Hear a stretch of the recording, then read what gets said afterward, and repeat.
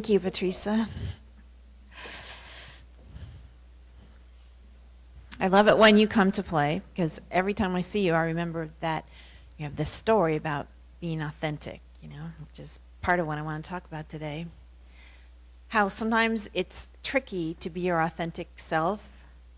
I want you to see this beautiful amaryllis. It was a Christmas present, and it bloomed once about a month ago, and then it sent up another shoot, which I'm just going to call it an excellent metaphor for all of us. We bloom in ways and at different times in our lives, and the thing is, it's like even when it's just a bulb, it's still its authentic self.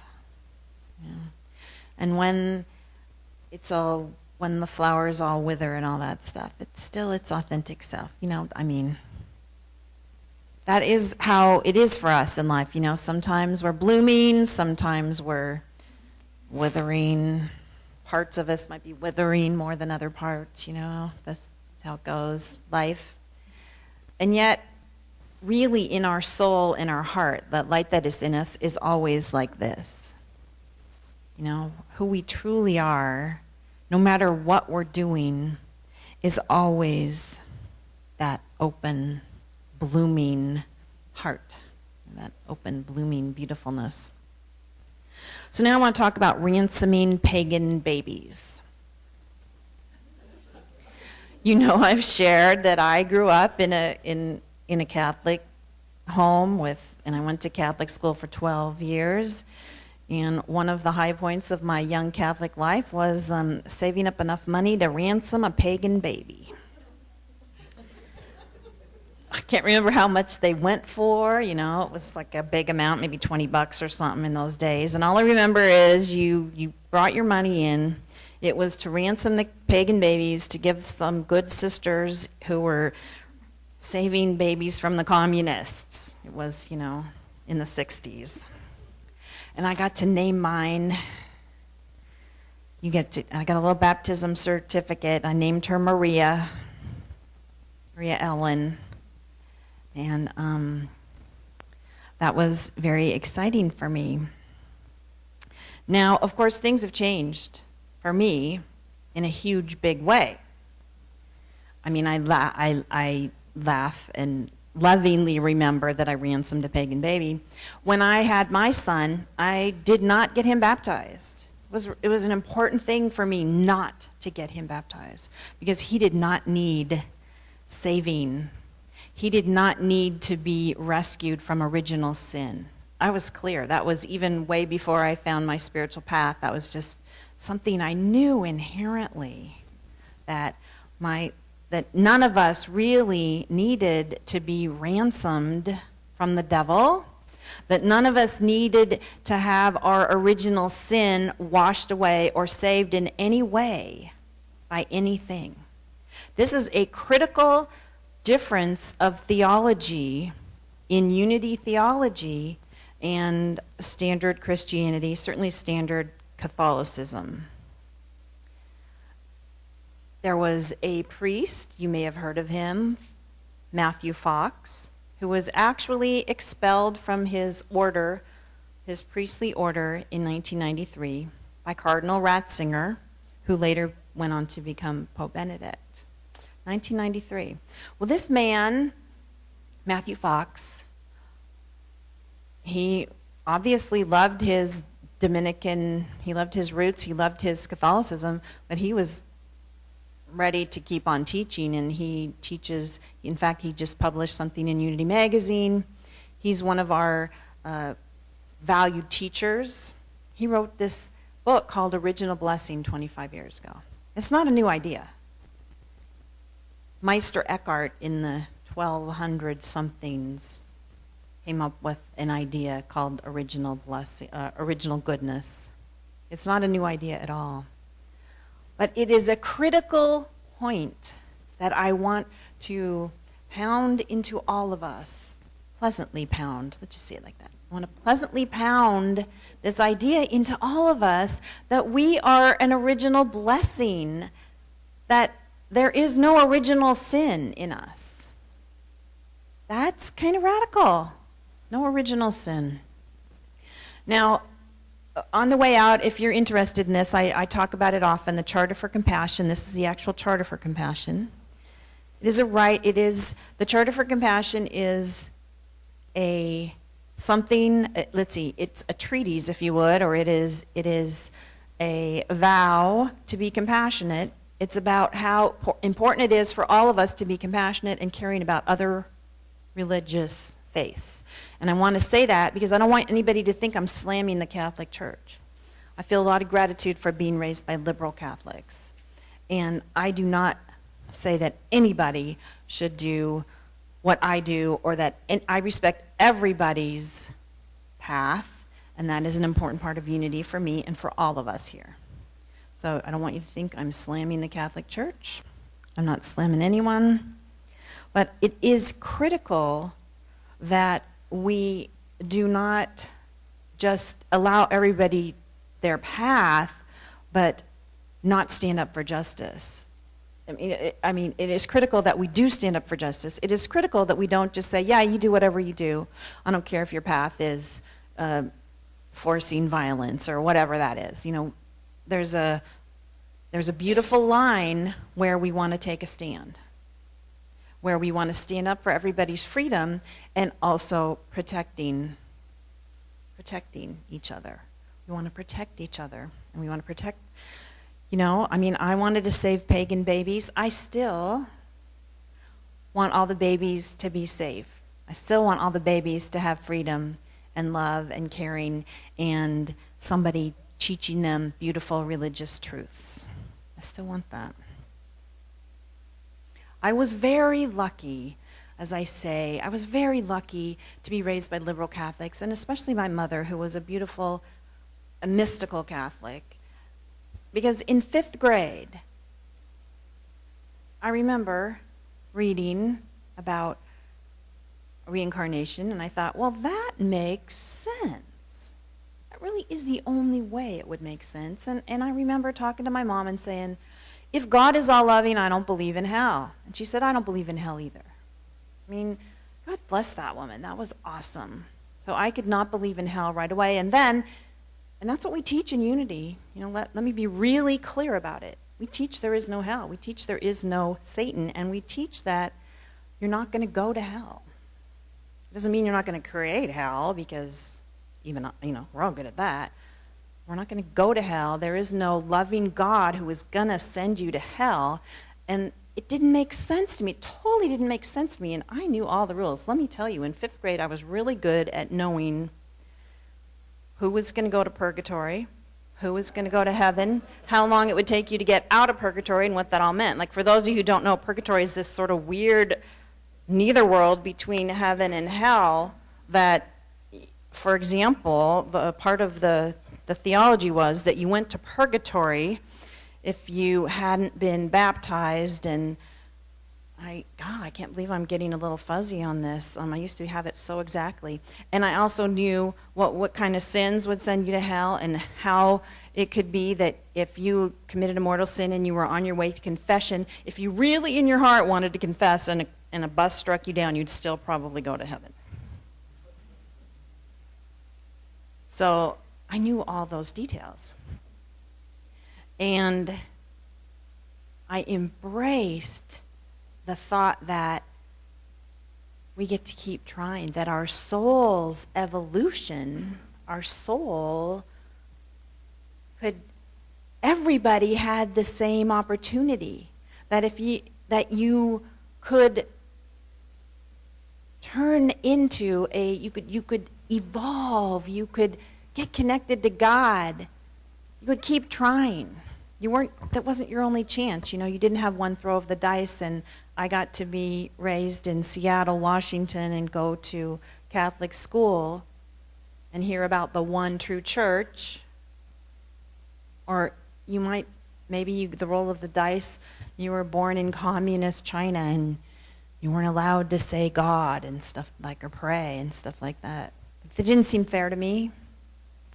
And so I love the thought that we are souls on a journey. You don't have to believe that. That's not a Unity teaching. But the Unity teaching is no hell. Teaching is one power, one presence, which why it's so important to get that original blessing. It's a big piece.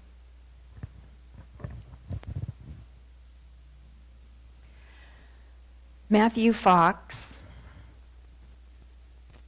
wrote something in 2008, and he wrote a story about how a student came up to him and said that she was in a Catholic university, and she'd cited him in a paper, and it came back, this is as recently as 2008, it came back with a big red X and said, "We do not cite this man in our papers."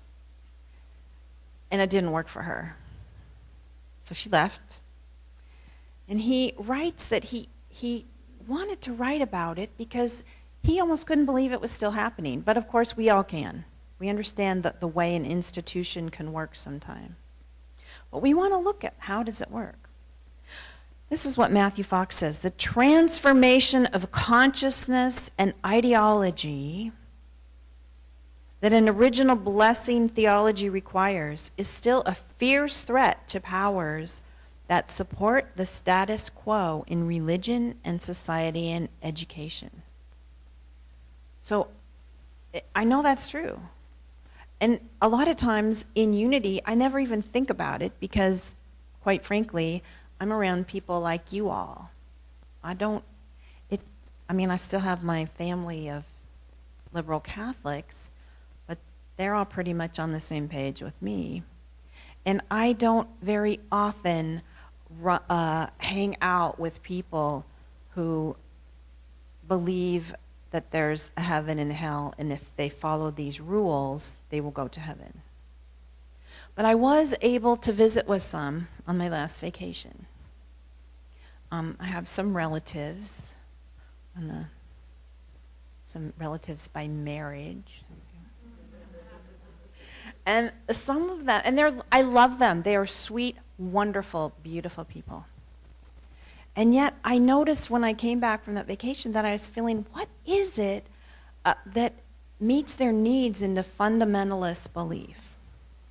What is it that when they're talking to me about something that they have a feeling of, well, we know what we're doing and we're going to be okay, and we're sorry for you people who are doing these things that aren't in alignment with us. And I recognize that, of course, it's the desire to have it work, right? Wouldn't it be, you can understand why people like those kind of rules. If you do this, this, and this, you will be saved. If you do this, this, and this, you will be allowed into heaven. And if you, who doesn't sometimes want their life to be like that? Oh my gosh. Wouldn't it be great if that were really true? Roland, my husband, he likes to say, a lot of times, hell sells. It's like guilt sells. And I also want to say that it's not like the Catholic Church invented guilt. They may, the people in the Catholic Church and other Christian, early Christians did seem to come up with this theology of original sin, but it's not like it came out of nowhere. It is part of our humanness. Clearly, it is part of our humanness that there is a part of us that can feel guilty. So it's not as if we don't understand how that idea came about. And it happened long before Christianity, that there was an idea that you had to appease a higher power. You had to make a sacrifice to a higher power. In ancient Egypt and in Rome and in Greece, there was the idea around that you had to make sacrifices in order to keep God happy. So it's not actually surprising that Christianity developed, even though they at the same time they were embracing the idea of the cosmic Christ, because that's what the Gospel of John is really about. At the same time they were embracing the idea of the cosmic Christ, they also embraced the idea of a Jesus who was sacrificed to save us. So we didn't have to sacrifice. So we were ransomed, as it were, or we were saved. So it makes perfect sense. What's surprising to me sometimes is how the idea still lasts. I have to say that sometimes that's surprising to me. That the idea is still out there. And most likely, if you walked in this door, you don't have that idea. But I bet all of us still have a recognition of why you might be able to relate to original sin.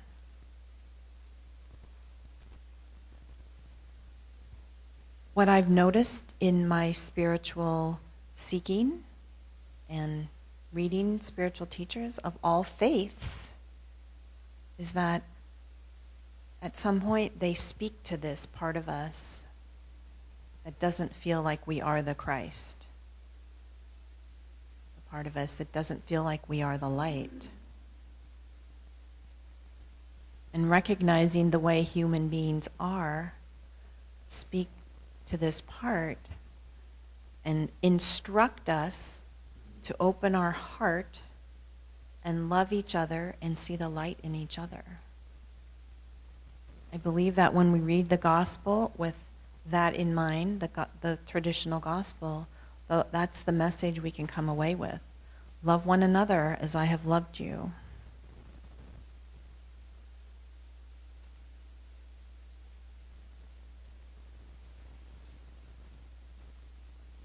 I want to explore just a little bit about why having the theology of original blessing changes the world, changes us and changes the world. Here's a quote from Anita Roddick, who is an activist. "Activism is being a voice for the voiceless, standing up for the weak and the frail, engaging the human spirit. It's putting your head above the parapet, being heard, being seen, being counted." So actually, standing up for all of us as creatures of original blessing is important. It would take us to a different decision or a different stand when we're thinking about who are our brothers and sisters. I saw a cartoon with a boat and two guys at the back bailing it out and two guys at the top out of the water, and the guys at the top out of the water were saying, "Wow, it's a good thing we're at the other end." Isn't that how we are sometimes about being in the world? I know I have friends who say, well, it's a good thing that hole in the ozone's over New Zealand. It's still a hole in the ozone. And I admit that sometimes what's not in my face is not in my consciousness. But with the decision to go with original blessing as our theology, then everyone really is our brother and sister. And that the hole in the ozone is a hole in our ozone, a hole in our end of the boat. This is something from Hildegard, who is a very Catholic woman of power, who was a mystical Catholic around, I don't know, sometime in the medieval, a long time ago. If humans tamper with the web of justice that all creation is, God will allow creation to punish humanity. Well, that shows the old view of God punishing. I would put it this way. If humans tamper with the web of justice that all creation is, then creation naturally gives a consequence. It is a web of justice, all creation.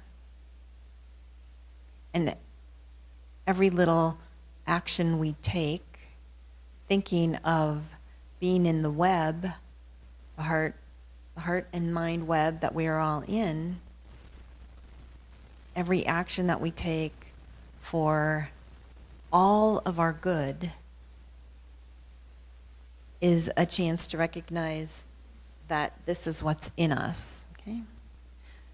We really care about each other. Everybody wants to ransom the pagan babies. Everybody wants all the babies of all the ages to be well and happy and taken care of. We all want to recognize the beautiful, blooming heart and the light in everybody we encounter. And we just need a little support. We just need a little support. Because, I got 2 of these plants for Christmas, and they both got the same dirt and the same water and the same light. And this one bloomed again, and the other one, I think it might still bloom again, but it isn't blooming yet. It's got a little shoot up for the second time. And this bloom had 4 flowers the first time it bloomed, and it does the second time. And the other one only had 3 flowers. And it's over in my house, and it I don't know if it's, and the metaphor is just about that we all need support, and what we're going to do is unique to us. How we contribute is unique to us. I am not going to be Mother Teresa. I am not going to be Matthew Fox. And yet my contribution is just as much of a flower. All of your contributions are just as much of a beautiful blooming flower. Whether it is to be kind to the person you're serving coffee to, or whether it is to show up and make cookies, whatever it is, it's a beautiful contribution. Let me just read you this from Meister Eckhart. I have spoken at times of a light in the soul, a light that is uncreated and uncreatable. To the extent that we can deny ourselves and turn away from created things, we shall find our unity and blessing in that little spark in the soul which neither space nor time touches. A light in the soul that is uncreated and uncreatable, that means that it is an essence. It is in you. That means I didn't create it, you didn't create it. It means it's part of who you are. That means that you are actually divine. Okay, you are actually divine. That light in your soul is the real you. It is the real you. The light in the soul is in us whether we're a bulb or whether we're blooming. No matter what it looks like, that light is in our soul. I often feel like my job as a teacher, as a minister, is to remind us over and over again to have compassion for ourselves and therefore other people. To remember that no matter what you're looking at in another person, see the light, see each other with love, see ourselves with love, feel that spark in us, and whenever we get the feeling that there's an original sin in us, I know you know that feeling. Whenever you feel like the shame or the not good enough, just know that that's a story that doesn't work anymore. It was just a story. It was never, ever true. I don't know if all of you look at the Unity email I send out, but I sent out a picture of a really cute, adorable little baby. It was my niece's daughter. So, you don't have to look at that baby. You can look at any baby. Go online, look at a baby, find a baby, look at a baby. There's one right back there. Look at a baby and look at that face and think, is this original? Could there be a sin on this baby? And of course, you're going to know, no. And then remember, you were a baby. And there's still a sweet, adorable, lit up little baby inside you. Look at your own face. Could this be an original sin? No. Okay, let's take an offering for unity.